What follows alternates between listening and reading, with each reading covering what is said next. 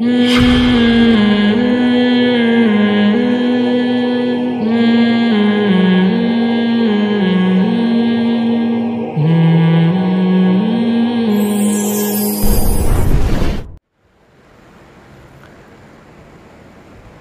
بھی بیان کے لیے بیٹھتا ہوں آج کل کے حالات میں، تو ملک کے موجودہ حالت، مسلمانوں کی تنزلی،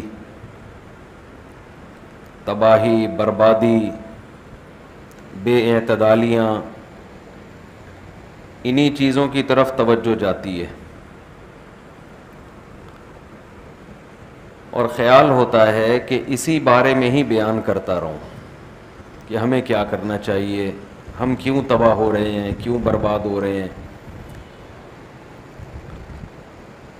ایک وہ دور تھا جب مسلمانوں کا عروج تھا، ہم نے دنیا کو سکھایا تھا رہنے کا سلیقہ، دنیا ہم سے پوچھتی تھی، لیکن جب سے ہماری خلافتیں ختم ہوئیں، تباہیاں شروع ہوئیں، اس وقت سے ہم مسلسل تنزل کی طرف ہی جائے چلے جا رہے ہیں، اور اس ذلت سے نکلنے کے لیے جو اسباب اختیار کر رہے ہیں وہ اسباب مزید ذلت میں ہمیں ڈال رہے ہیں۔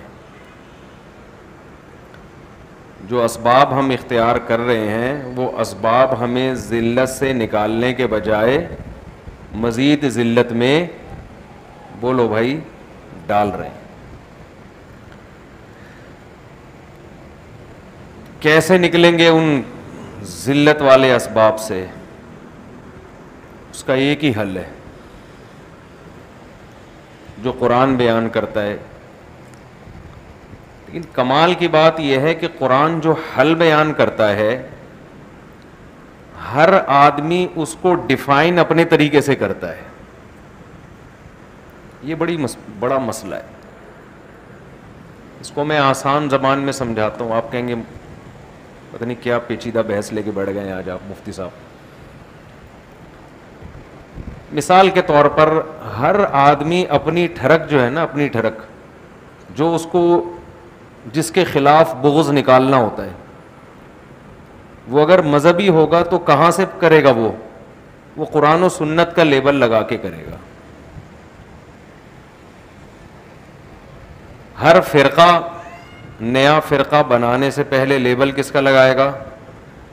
بولو نا، قرآن کا، حدیث کا۔ قرآن تو فرقہ واریت ختم کرنے کے لیے تھا، لیکن فرقہ واریت پھیلائی کس سے جا رہی ہے؟ قرآن و سنت سے۔ جتنے نئے نئے فرقے آ رہے ہیں لیبل سب کا قرآن حدیث، اس کے علاوہ کوئی بات ہی نہیں کرتے۔ ہمارے ہر مسئلے کا حل قرآن میں، جو موجودہ سیاسی حالات ہیں، ملک کی تنزلی، اسلام کا تنزل، اس میں ہمارے ہر مسئلے کا حل قرآن میں ہے، لیکن جو مسائل بگاڑ رہے ہیں وہ بھی حوالہ کہاں سے دیتے ہیں؟ بولو نا یار، کیا ہو گیا بھائی؟ قرآن ہی سے پیش کریں گے حل آپ کے سامنے، اور بیڑا غرق کر دیں گے۔ سمجھ رہے ہیں کیا کر دیں گے؟ بیڑا غرق۔ مسئلہ قرآن کا نہیں ہے، مسئلہ قرآن کی فہم کا ہے۔ قرآن کو سمجھا کس کھوپڑی کے ساتھ جا رہا ہے۔ جب آدمی کی کھوپڑی صحیح کام نہیں کر رہی ہوتی، معذرت کے ساتھ آپ کے اتنے خوبصورت دماغ کو میں تعبیر کس سے کر رہا ہوں؟ کھوپڑی سے۔ مسئلہ سارا یہ ہے کہ ہر مسئلے کا حل ہے وَاعْتَصِمُوا بِحَبْلِ اللَّهِ جَمِيعًا۔ قرآن کہتا ہے اللہ کی رسی، یعنی قرآن کو مضبوطی سے تھامو، سارے مسائل ختم ہو جائیں گے۔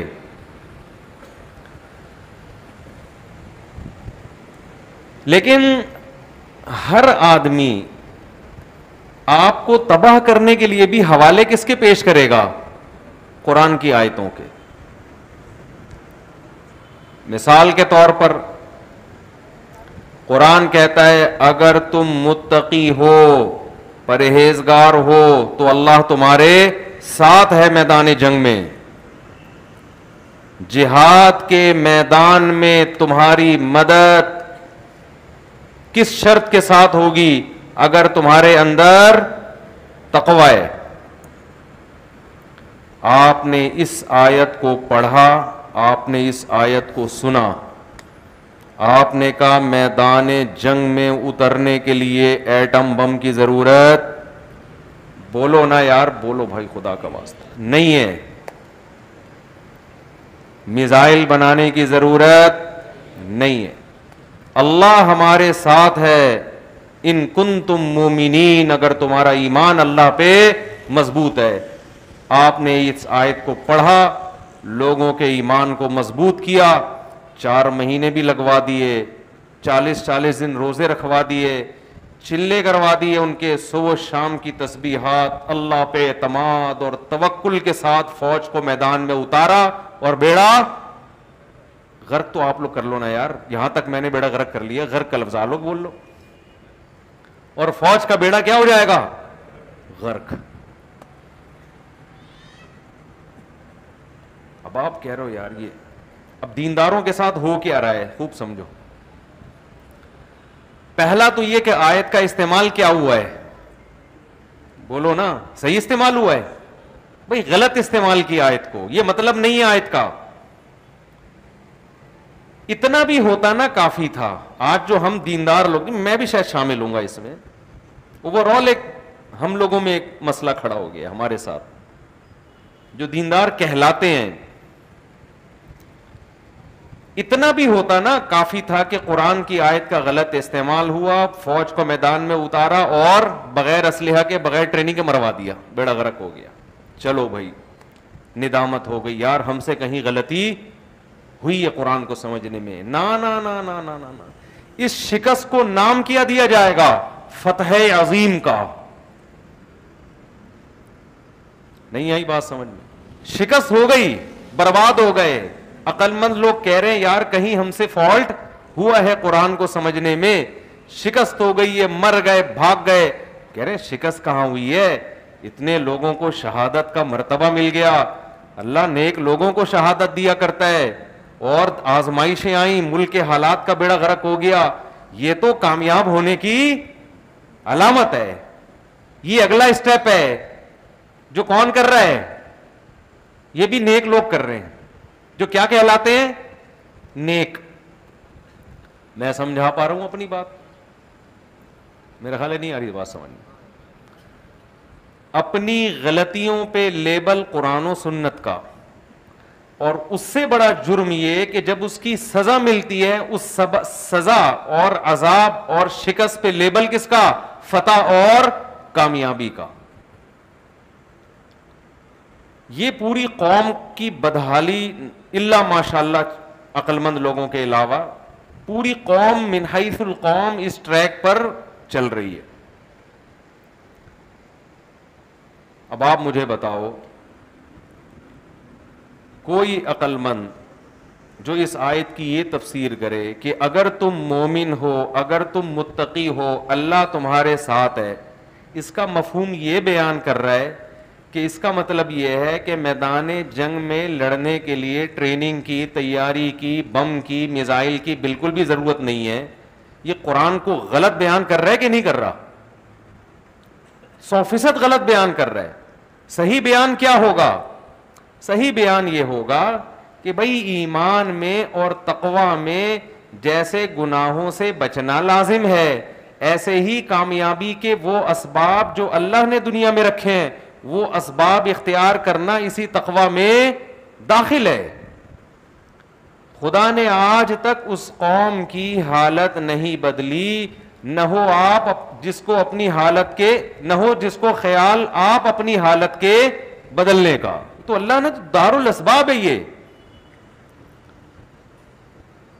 حضرت مولانا اشرف علی تھانوی رحمہ اللہ تعالی بہت بڑے مفکر گزرے اس امت کے، بہت بڑے مفکر.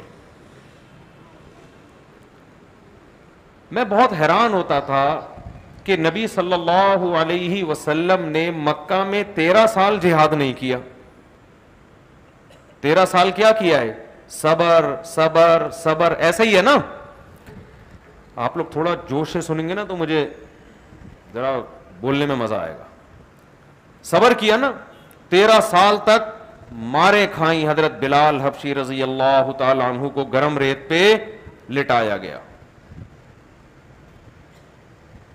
خباب ابن ارت رضی اللہ تعالی عنہ آئے رسول اللہ صلی اللہ علیہ وسلم کے پاس.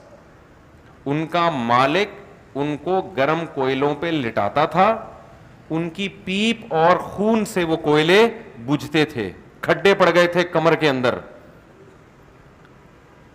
حضرت خباب ابن ارت نبی کے پاس آئے, عرض کیا یا رسول اللہ الا تستنصر لنا, آپ اللہ سے ہمارے لیے مدد طلب کیوں نہیں کرتے؟ کس قدر مشکلات میں ہیں ہم. آپ نے فرمایا اللہ عن قریب مدد کرے گا, اور ایسی مدد آئے گی. صنعاء سے حضر موت تک ایک عورت زیورات سے آراستہ ہو کر چلے گی, اسے کسی ڈاکو کا خوف نہیں ہوگا. ایسی مدد آئے گی. وَلَكِنَّكُمْ تَسْتَعْجِلُونَ, لیکن تم جلدی کر رہے ہو, مدد آنے میں ٹائم لگے گا. میں حیران ہوتا تھا بھائی, جب یہ کچھ ہوا تو رسول اللہ صلی اللہ علیہ وسلم نے چند صحابہ کو حکم کیوں نہیں دیا کہ جا کے ان کے مالک کو پکڑو اور طبیعت سے دھو ڈالو اس کو. ہمیں کوئی ہمارا ملازم یا خادم آ کے بتائے میرے ساتھ یہ ظلم ہو رہا ہے, ہم اس کو صبر کا مشورہ دیں گے یا ہم جا کے انتقام لیں گے؟ بولو نا بھائی, انتقام لیں گے. بھائی جاؤ یار, ایسی کی تیسی, میں آ رہا ہوں اپنا قبیلہ لے کے. اتنا بھی نہیں ہوتا بھائی, بہت ہو گیا یار. ٹھیک ہے 2 تھپڑ کسی نے لگا دیا, یہ چلتا ہے. یہ کیا کر دیا؟ نبی کیا کہہ رہے ہیں؟ بولو صبر. 13 سال تک صبر صبر صبر, یہاں تک کہ جب آپ کو یہ خطرہ ہوا کہ آپ ہی کو قتل کر دیا جائے گا, تو بھائی نبی کو تو اللہ پہ توکل ہونا چاہیے تھا کہ مجھے کوئی قتل نہیں کر سکتا. آپ ہجرت کیوں کر رہے ہیں مدینہ کی طرف؟ حضرت ابو بکر کو لے کے آپ صلی اللہ علیہ وسلم مدینہ کی طرف ہجرت کرتے ہیں. اچھا چلو اللہ کے حکم سے مدینہ کی طرف ہجرت کر لی, تو بھائی ہجرت کے لیے جو مدینہ کا راستہ ہے وہ سیدھا اختیار کیا جائے. لمبا چکر کاٹ کے کیوں جا رہے ہیں کہ دشمن کو یہ لگے کہ اس طرف جا رہے ہیں, لیکن حقیقت میں آپ اس طرف جا رہے ہیں. کتنی تدبیریں اختیار کی جا رہی ہیں نا اپنی جان کو بچانے کی. پھر مدینہ منورہ پہنچنے کے بعد 10 سال کے بعد جا کے آپ صلی اللہ علیہ وسلم نے مکہ مکرمہ پہ حملہ کیا ہے. میں حیران ہوتا تھا کہ بھئی یہ کیا وجہ ہے. ہم سنتے تھے بھئی اصل میں صحابہ کا ایمان بنایا جا رہا تھا, ان کی ٹریننگ کی جا رہی تھی, لڑائی سے پہلے ان کو تیار کیا جا رہا تھا, ایمان بنایا جا رہا تھا. تو ہم سوچتے تھے یار صحابہ تو جس دن ایمان لاتے تھے اسی وقت ان کے ایمان کا لیول بہت اونچا. حضرت خباب ابن ارت, ان کا ایمان کا کتنا اونچا لیول ہوگا کہ گرم کوئلوں پہ لٹایا جا رہا ہے مگر ایمان سے پیچھے نہیں ہٹ رہے. حضرت بلال کا کتنا اونچا ایمان ہوگا کہ گرم ریت پہ لٹا کے سینے پہ پتھر رکھے جا رہے ہیں مگر اس وقت بھی احد احد کا نعرہ لگا رہے ہیں. ایسی کریم, ایسی جماعت دنیا میں کسی کو مل سکتی ہے؟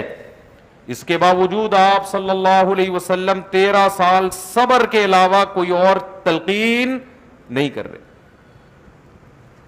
میں بڑا حیران ہوتا تھا. مولانا اشرف علی تھانوی رحمۃ اللہ علیہ کے ایک ملفوظ نے یہ خدا ہمیشہ کے لیے حل کر دیا. فرمایا طاقت نہیں تھی لڑنے کی. اس کا جواب کیا دیا انہوں نے؟ بولو بھائی, طاقت نہیں. جب نہیں تھی تو صبر کیا, جب آ گئی تو لڑ لیے. 2 اور 2 4 کی طرح مسئلہ ہو گیا کہ نہیں ہو گیا؟ آج دین کو اتنا پیچیدہ بنایا ہوا ہے, اتنا مشکل بنایا ہوا ہے. اسلام کیا کہتا ہے اس بارے میں؟ لوگ پوچھتے ہیں اسلام کیا کہتا ہے؟ بھائی اسلام کہتا ہے جو گراؤنڈ ریئلٹی ہے اس کو دیکھ کے فیصلہ کر لو. اسلام وہی کہتا ہے جو گورا کہتا ہے. سمجھ میں آ رہی ہے نا بات؟ امریکہ پالیسیاں بناتا ہے گراؤنڈ ریئلٹی کو دیکھ کر بناتا ہے نا. کیا ہو گیا بھائی؟ پاکستان میں آیا, اس کا خیال گراؤنڈ ریئلٹی یہ کہہ رہی تھی تھوڑے سے لوگ ہیں ہم قبضہ کر لیں گے. آ کے اس نے جب 20 سال گھاس کھائی تو گراؤنڈ ریئلٹی یہ کہہ رہی تھی بھائی یہاں سے پتلی گلی سے نکل لو, جوش میں آنے کی ضرورت نہیں ہے. اس نے عافیت سمجھی, پتلی گلی سے نکل لیا. مسلمان گراؤنڈ ریئلٹی کو دیکھ کر بولو نہیں چلتا, کسی کام میں نہیں چل رہا یار. ایک کام ایسا ہو جو گراؤنڈ ریئلٹی کو دیکھ کے چل رہا ہو. ہر کام خوابوں پہ, بشارتوں پہ, بزرگوں کے ارشادات پہ, حضرت جی نے فرمایا تو کچھ نہ کچھ ہوگا. حضرت جی کی سٹیٹمنٹ تھی, حضرت دامت برکاتہم نے فرما دیا. میڈیکل سائنس کا شعبہ ہے حضرت جی سے پوچھ رہا ہے, سیاست کا شعبہ ہے مولانا صاحب سے پوچھ رہا ہے, بیوروکریسی کے معاملات ہیں پوچھ کس سے رہا ہے؟ وکیل سے پوچھ رہا ہے. عدالت کی باتیں بیوروکریٹ سے پوچھ رہا ہے. قانون کی باتیں قانون دان سے پوچھنے کے بجائے مسجد کے مولوی صاحب سے پوچھ رہا ہے. فتویٰ لے رہا ہے ڈاکٹر سے طلاق کا, انجینئر سے. وہ کہتے ہیں نا بنے کیوں کر جو ہو سب کار الٹا, ہم الٹے بات الٹی یار الٹا. مہتاب رائے جو ہے نا, مہتاب رائے ایک شاعر گزرا ہے, کہہ رہے میرے نام میں مہ کو الٹو تو ہم کو الٹو تو مہ بنتا ہے, بات کو الٹو تو تاب بنتی ہے, یار کو الٹو تو رائے. کہہ رہے میرا نام ایسا ہے کہ ہم بھی اس میں الٹے, بات بھی الٹی, اور یار بھی جو دوست ہے وہ بھی کیا ہے الٹا کر کے ہمارا نام وجود میں آتا ہے. تو کام بنے گا کیسے جب ساری چیزیں ہی الٹی ہیں؟ تو مسلمان اس وقت ترقی کے علاوہ میرے بھائی دنیا کا ہر کام کر لے, سمجھنے قرآن خوانیاں کروا لے, وہ افطار پارٹیاں کر لے, وہ حج بھی کر لے, وہ عمرے بھی کر لے, وہ کچھ بھی کر لے, لیکن جب تک یہ روش مسلمان کی رہے گی وہ دنیا کی باغ ڈور اپنے ہاتھ میں لینا تو دور کی بات, جتنی عزت ابھی ٹوٹی پھوٹی 2-4 چیتھڑے لگے ہوئے ہیں نا ہمارے, وہ چور کو جب پکڑتے ہیں نا اس کو کوٹتے ہیں تو 2-4 اس کے وہ چڈی بنیان رہ جاتا ہے. ہمارے محلے میں تھوڑے دن پہلے کسی نے چور کو پکڑا, چور تھا ڈاکو نہیں تھا, ڈاکو ہوتا تو میں ترس نہیں کھاتا اس کے اوپر. اب چور کو جب پکڑا, وہ کہیں انڈیکیٹر وغیرہ چرسی ہوتے ہیں نا, چورا رہا تھا. لڑکوں نے اتنا مارا, میں نے جا کے چھڑوایا اس کو. میں نے کہا یار یہ کوئی اسلحہ تو نہیں نکلا نا اس کی جیب سے, بس کافی ہے, اتنا کافی ہے, اتنا مار دیا. میں اس کو چھڑوا کے گیا, پھر پکڑ لیا, پھر اتنا مارا, پھر اتنا, مجھے ڈر تھا مر نہ جائے کہیں. پھر میں آیا, اس کو میں نے چھڑوایا. تو جب آخری دفعہ میں نے چھڑوایا نا تو اس کی چڈی مڈی پھٹ چکی تھی, شلوار تو پتہ نہیں کہاں غائب ہو گئی تھی, شکر ہے انڈر ویئر پہنا ہوا تھا اس نے, اور 2-4 چیتھڑے رہ گئے تھے اس کی جو شرٹ تھی نا, پینٹ اور شرٹ پہنی ہوئی تھی, وہ پینٹ بھی غائب اور شرٹ کے 2-4 چیتھڑے رہ گئے تھے اس کے. اس کو میں نے کہا آپ چھڑا کے, میں نے اس کو بائک پہ بٹھا کے دھکا دیا, میں نے کہا بھاگ جا ورنہ یہ لڑکے تو آپ کو پتا ہے. پھر تو میں نے ان کو سمجھایا اللہ کے بندو ڈاکو میں اور چور میں فرق کیا کرو. ڈاکو کو تو ٹھیک ہے جو مرضی کرو اس کے ساتھ اپنی ذمہ داری پہ, لیکن چور کو جب اتنے چترول لگ گئے تو کافی ہے, کہ مارنا تھوڑی ہے جان سے اس کو. تو وہ جو حلیہ ہے نا, جو 2-4 اسٹیکر اس کے اوپر باقی رہ گئے تھے, تو آج مسلمان کی جو من حیث القوم عزت ہے نا, عزت وہ اتنی رہ گئی ہے, 2-4 ٹکڑے باقی رہ گئے. اب اس میں مسئلہ ہمارے ساتھ یہ ہے, ہر محاذ پہ ناکام, ہر محاذ پہ. آپ کو یاد ہے علماء کا قتل ہونا شروع ہوا پاکستان میں, ایک شہید ہوا, عقل ہم سب کو آ جانی چاہیے تھی, سیکیورٹی کا مضبوط انتظام ہوتا, آئی عقل؟ بولو. دوسرے روزانہ ہم خبریں سن رہے تھے, آج فلاں کی شہادت, کل فلاں فلاں فلاں فلاں, اور بیانات کیا آ رہے ہیں, اہل حق ہونے کی علامت ہے. ایک مکتبہ فکر ہے جس کے علماء لائن سے شہید ہو رہے ہیں, یہ اس مکتبہ فکر کے برحق ہونے کی علامت ہے کہ باطل کے تیروں کے سارے رخ کس طرف ہیں, اسی مکتبہ فکر کی طرف ہے. یہ اس کی علامت ہے کہ نہ کٹے ہیں نہ جھکے ہیں. نہ دبے ہیں نہ جھکے ہیں. کٹے تو الحمدللہ دبا کے ہیں نا, کٹتے جا رہے ہیں, شہید ہوتے جا رہے ہیں, شہید ہوتے جا رہے ہیں, شہید ہوتے جا رہے ہیں.